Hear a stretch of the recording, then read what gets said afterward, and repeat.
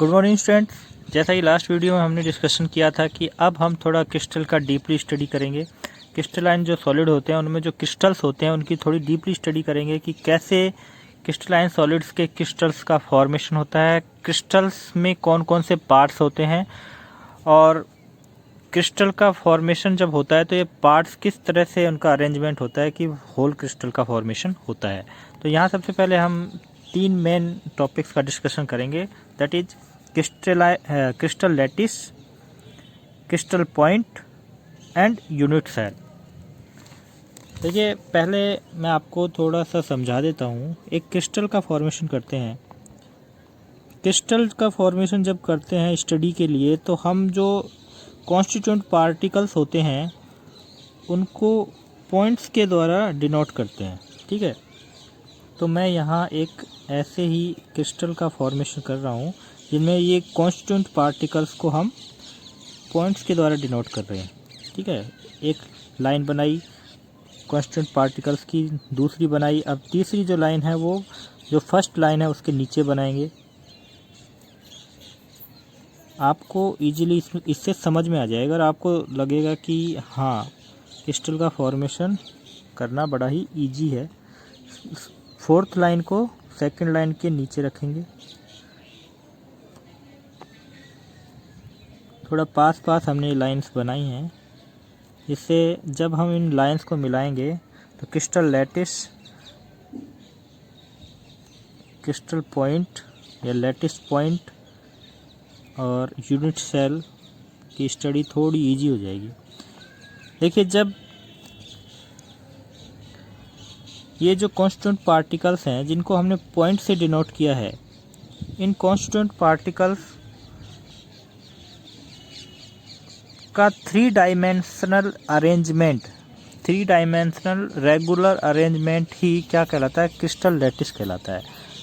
कहने का मतलब है कि जो क्रिस्टल के कॉन्स्टिट्यूएंट पार्टिकल्स हैं उनका 3 डायमेंशनल रेगुलर अरेंजमेंट ही क्या कहलाता है? क्रिस्टल लैटिस कहलाता है। और जब इनको स्ट्रेट लाइंस के द्वारा हम जोड़ते हैं, अपने ही अज्यूम करके, ये जो कॉन्स्टिट्यूएंट पार्टिकल्स हैं इनको स्ट्रेट लाइन से जोड़ते हैं तो हम क्रिस्टल डायग्राम को बनाते हैं इस तरह से। क्रिस्टल डायग्राम बना रहे हैं। क्रिस्टल लैटिस की हमने बात कर ली है कि कॉन्स्टेंट पार्टिकल का 3 डायमेंशनल रेगुलर अरेंजमेंट ही क्या कहलाता है? क्रिस्टल लैटिस कहलाता है। और ये जो कॉन्स्टेंट पार्टिकल्स हैं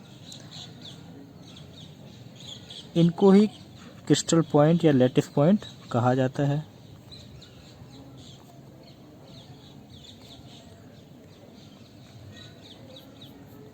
ऊपर और नीचे स्ट्रेट लाइन से इनको जोड़ देते हैं आपस में। तो देखिए, अब इनको आपस में जोड़ेंगे।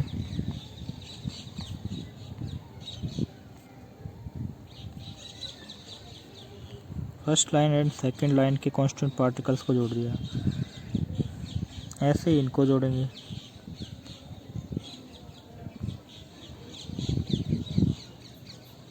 कुछ कुछ क्रिस्टल का फॉर्मेशन बनना शुरू हो गया है।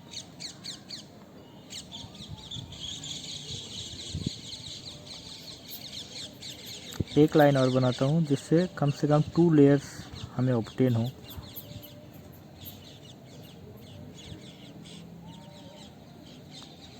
समझना, आपके समझने के लिए ये सब इतना टाइम लगा रहे हैं। एक बार समझ में आ जाएगा। 3D स्ट्रक्चर्स होती हैं इसलिए थोड़ा सा कंसंट्रेट होकर समझना होता है। एक बार समझ में आ जाती हैं चीज़ें तो सॉलिड स्टेट केमिस्ट्री बहुत ही ईजी हो जाती है। तो ये तो अच्छा है कि आप वीडियो के थ्रू समझ रहे हैं, तो अगर समझ में नहीं आता तो फिर से वीडियो को चला के देख सकते हो।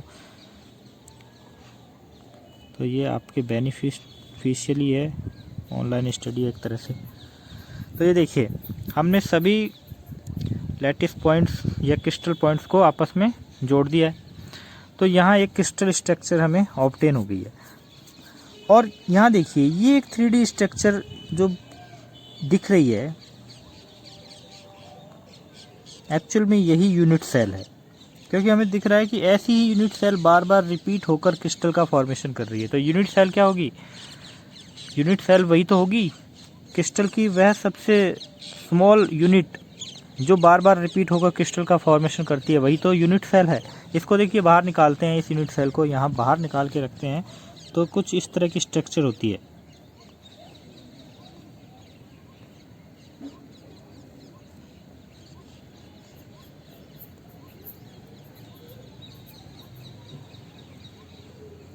ये है यूनिट सेल। इसको बार बार जब रिपीट कर रहे हैं क्रिस्टल में तो क्रिस्टल डायग्राम का फॉर्मेशन होता है या क्रिस्टल का फॉर्मेशन होता है। यूनिट सेल में 8 कॉर्नर होते हैं, 8 तो कॉर्नर होते हैं और 12 एज होते हैं। देखिए 1 2 3 4 ही नीचे हैं, 5 6 7 8 और 4 साइड में है। 9 10 11 12 क्या होते हैं? एज होते हैं। 8 कॉर्नर होते हैं और 6 होते हैं फेस। फेस का मतलब है कि एक तरह से वॉल मान सकते हैं। जैसे एक कमरे को आप अपने माइंड में लाइए कि एक कमरा है, तो उस कमरे को ध्यान में रखकर सोचिए कि एक तो उसकी रूफ होती है, एक फ्लोर होता है और 4 वॉल होती हैं। तो ये एक कमरा ही हो गया एक तरह से। तो ये 6 फेस से मिलकर ही तो एक कमरे का फॉर्मेशन होता है। इसीलिए एक जो यूनिट सेल होती है इसमें 6 फेस होते हैं, 8 कॉर्नर होते हैं और हर कॉर्नर पे एक कांस्टेंट पार्टिकल होता है, क्योंकि कांस्टेंट पार्टिकल्स को ही जोड़कर ही तो यूनिट सेल का फॉर्मेशन हुआ। अब देखिए इनकी डेफिनेशंस देखते हैं। हमने यूनिट सेल का फॉर्मेशन किया है। यूनिट सेल के बार बार रिपीटेशन से ही क्रिस्टल का फॉर्मेशन होता है। उनकी डेफिनेशन देखते हैं। अब क्रिस्टल लैटिस सबसे पहले बात आती है। A crystal lattice is a regular arrangement of the constant particles of a crystalline solid in 3 dimensional space. Means crystal lattice क्या है? कांस्टेंट पार्टिकल्स का रेगुलर अरेंजमेंट है 3 डायमेंशन में। 3 डायमेंशन स्पेस में कांस्टेंट पार्टिकल का रेगुलर अरेंजमेंट ही क्या कहलाता है? क्रिस्टल लैटिस कहलाता है। ठीक है। The position occupied by constant particle in the crystal lattice are called lattice point और लैटिस साइट और क्रिस्टल पॉइंट। यानी कि क्रिस्टल में कांस्टेंट पार्टिकल्स ने जो जगह ऑक्यूपाइड कर रखी है वही क्या कहलाएगी, या फिर कहें कि जहाँ कांस्टेंट पार्टिकल्स हैं वही पॉइंट क्या कहलाता है? क्रिस्टल लैटिस लैटिस पॉइंट या crystal point. When these points are joined by straight lines, then the diagram obtained is called crystal diagram। तो ये क्रिस्टल डायग्राम ही हमने बनाया है। Characteristic of a crystal lattice. Characteristics में वही देखेंगे जो ऊपर पड़ा है। Each point in a crystal lattice represents one constant particles which may be a molecules, an atom और an ion. Each point in a crystal lattice is called a lattice point or lattice site. The plane of the geometry of the lattice are called lattice plane। तो इनमें से characteristic का मतलब है कि कैसे crystal का फॉर्मेशन हुआ। हमने सीक्वेंस से देखा कि कांस्टेंट पार्टिकल्स को अरेंज किया, उनको जब हमने स्ट्रेट लाइन से जोड़ा तो क्रिस्टल का फॉर्मेशन हुआ। अब यूनिट सेल जो बनाई थी, अब उस यूनिट सेल की बात करते हैं। The smallest part of a crystal which is the image of whole crystal is called the unit cell of the crystal. इस यूनिट सेल से ही क्रिस्टल की स्ट्रक्चर का पता चल जाता है कि एक जैसी यूनिट सेल की स्ट्रक्चर होगी, होल क्रिस्टल की स्ट्रक्चर भी फिर वैसी ही होगी। इसीलिए इमेज है एक तरह से ये होल क्रिस्टल की। और सेकंड डेफिनेशन है, यही इंपॉर्टेंट है। एग्जाम में अगर यूनिट सेल की डेफिनेशन पूछी जाती है तो यही आपको लिखनी होती है। The smallest unit of the whole crystal which when repeated in all 3 dimensions produces the complete crystal lattice is called the unit cell. यानी कि 3 डायमेंशन में बार बार जिसको रिपीट करने पर क्रिस्टल का फॉर्मेशन हो जाता है वह स्मॉलेस्ट यूनिट, जिसको क्रिस्टल 3 डायमेंशन में बार बार रिपीट करने पर क्रिस्टल का फॉर्मेशन होता है, वही क्या कहलाती है, यूनिट सेल कहलाती है। जैसे कि एग्जांपल देख सकते हैं इसका, जैसे कोई ईंटों से बनी कोई दीवार है तो उस दीवार को हम क्रिस्टल मान रहे हैं, तो इस क्रिस्टल में यूनिट सेल क्या होगी, ईंट होगी, क्योंकि ईंट उस दीवार में जो लगी हैं सभी एक ही शेप की होती हैं।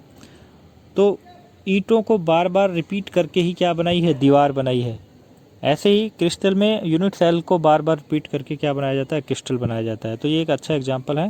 जैसे ईंटों से बनी दीवार में ईंट क्या है, यूनिट सेल है, वैसे ही क्रिस्टल्स में भी यूनिट सेल पाई जाती हैं जिनको बार बार रिपीट करने पर क्रिस्टल का फॉर्मेशन होता है।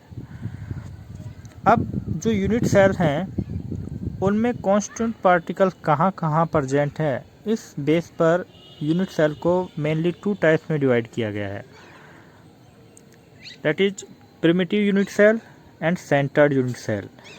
सेंटर्ड यूनिट सेल फिर से 3 टाइप्स में डिवाइड की गई हैं, इसलिए हम कह सकते हैं कि जो यूनिट सेल हैं उनके 4 टाइप हैं, और यही ध्यान में रखना है कि यूनिट सेल 4 टाइप की होती हैं। 3 टाइप इसके हैं और 1 टाइप ये खुद है, प्रिमिटिव यूनिट सेल। सबसे पहले देखते हैं प्रिमिटिव यूनिट सेल और simple unit cell. When the constant particles are present only on the corner position of a unit cell it is called as primitive unit cell. तो इस तरह की unit cell बनाते हैं जिसमें सिर्फ कॉर्नर पर ही कांस्टेंट पार्टिकल प्रेजेंट होते हैं, तो ये प्रिमिटिव यूनिट सेल का डायग्राम है। हाँ, यही एग्जाम में भी पूछा जाता है, what is the primitive unit cell, draw the diagram.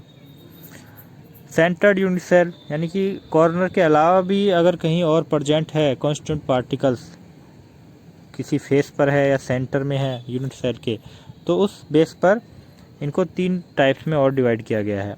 If the constant particles in the unit cell are also present at other site in addition to the corner, then it is known as centered unit cell. Centered unit cell are of 3 types. First है body centered unit cell, BCC जिसका short form है। If the constant particles are present at the corner as well as at the center, then the unit cell is called body centered unit cell. इसको हम इस तरह समझ सकते हैं, जैसे कि एक कमरा है तो उस कमरे के बीचों बीच हम कोई फुटबॉल रख दें या लटका दें, तो ये स्ट्रक्चर कुछ इसी तरह की है कि जो कॉर्नर्स हैं उन पर तो है ही है कांस्टेंट पार्टिकल्स और बीच में भी कांस्टेंट पार्टिकल प्रेजेंट है, तो इसलिए बॉडी के सेंटर में भी कांस्टेंट पार्टिकल, इसीलिए इस यूनिट सेल का नेम क्या पड़ गया, body centred unit cell. Second is face centred unit cell. In this type of unit cell the lattice point are at the corner as well as the centre of each face. देखिए corner पर तो होते ही हैं और जो constant particles हैं वो सभी जो 6 फेस हैं उन पर भी प्रेजेंट होते हैं। ये इसीलिए फेस के सेंटर में भी कांस्टेंट पार्टिकल्स होते हैं, इसलिए फेस सेंटर्ड यूनिट सेल। ये देखिए स्ट्रक्चर, ऊपर वाला फेस है उसका सेंटर में ये कांस्टेंट पार्टिकल है, नीचे वाला फेस है उसके सेंटर में ये है, पीछे वाला जो फेस है उसके सेंटर में ये है, और ये जो आगे वाला फेस है उसके सेंटर में ये है फेस। कन्फ्यूजन नहीं हो इसलिए मैं बता रहा हूँ, क्योंकि ये एक 2D स्ट्रक्चर है जिसके द्वारा हम 3D स्ट्रक्चर को समझने की कोशिश कर रहे हैं, 2D से 3D को समझने की कोशिश कर रहे हैं, इसलिए थोड़ा कन्फ्यूजन हो जाता है कि ये जो कांस्टेंट पार्टिकल है ये पीछे वाले जो फेस है उसके बीच में है, और ये वाला जो आगे वाला फेस है उसके बीच में है, ये साइड वाला राइट साइड वाला फेस है उसके बीच में है, और ये लेफ़्ट साइड वाला जो फेस है। इस प्रकार से 6 फेस के बीचों बीच भी 6 कांस्टेंट पार्टिकल प्रेजेंट होते हैं। And third is end centred unit cell. In this type of unit cell the constant particle are at the corners and at the centre of 2 opposite faces. तो इसमें और इसमें क्या डिफरेंस है, इसमें तो सभी 6 फेस जो होते हैं उनके मिड पॉइंट पे कांस्टेंट पार्टिकल होता है, उनके बीचों बीच कांस्टेंट पार्टिकल होता है, और जबकि जो एंड सेंटर्ड यूनिट सेल है उसमें आमने सामने के फेसेज पर ही कांस्टेंट पार्टिकल होता है। कोई भी दो ले सकते हैं, ऊपर नीचे वाला ले सकते हैं, आमने सामने वाला ले सकते हैं। मैंने यहाँ पर दाएं बाएं वाला फेस लिया है। सिर्फ 2 ही फेस पर रहेंगे, और वो 2 फेस कौन से होंगे, आमने सामने वाले फेस होंगे। समझ में आई बात। 8 कोनों पर, यानी कि 8 कॉर्नर्स पर तो कांस्टेंट पार्टिकल होते ही हैं, 2 फेसेज पर भी होते हैं, लेकिन वो फेस आमने सामने के होंगे, इसलिए एंड सेंटर्ड यूनिट सेल इसको कहा जाता है। ठीक है, तो एक तरह से 4 यूनिट सेल हो गई, primitive unit cell, and body centred unit cell, face centred unit cell, and end centred unit cell. ठीक है, ये इसी सीक्वेंस में हमें याद रखनी है, primitive, body centred, face centred, and end centred unit cell, इस सीक्वेंस में याद रखें। इसीलिए ये इसमें इस बात पे मैं जोर दे रहा हूँ कि 4 यूनिट सेल होती हैं। आप 2 मत याद रखिए, इस तरह से मत याद रखो कि 2 होती हैं फिर उसको फिर से डिवाइड किया गया है। आप डायरेक्ट याद रखो कि 4 यूनिट सेल होती हैं, और किस सीक्वेंस में, primitive, body centred, face centred, end centred unit cell. आगे पैरामीटर्स पे बात करेंगे अगले वीडियो में। Thank you.